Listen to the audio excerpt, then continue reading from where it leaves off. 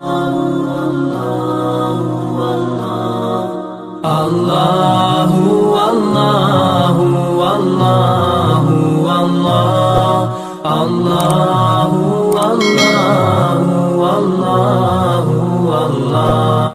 علیکم ورحمۃ اللہ وبرکاتہ۔ میں ابوبکر حیات آپ کے ساتھ مخاطب ہوں۔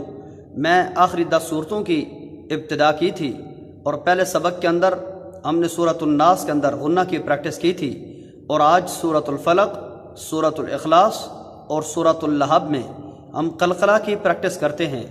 قلقلہ کہتے ہیں 5 حروف جب ساکن ہوں تو ان کے اندر آواز ہلے گی۔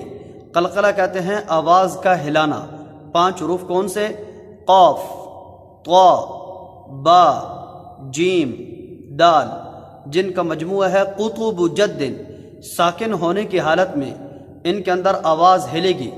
مثال کے طور پر فلق، خلق، وقب، احد، اس طرح جاری رہے گی۔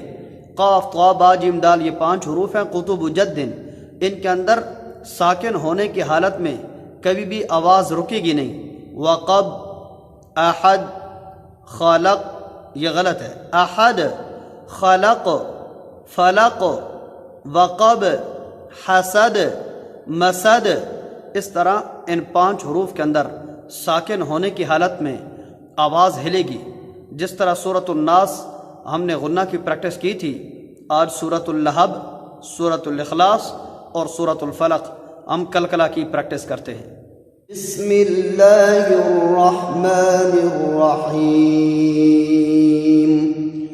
قل اعوذ برب الفلق من شر ما خلق ومن شر غاسق اذا وقب ومن شر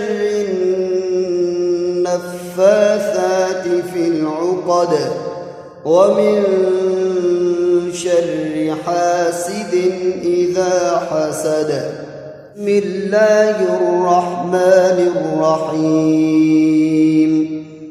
قل هو الله أحد الله الصمد لم يلد ولم يولد ولم يكن له كفوا أحد۔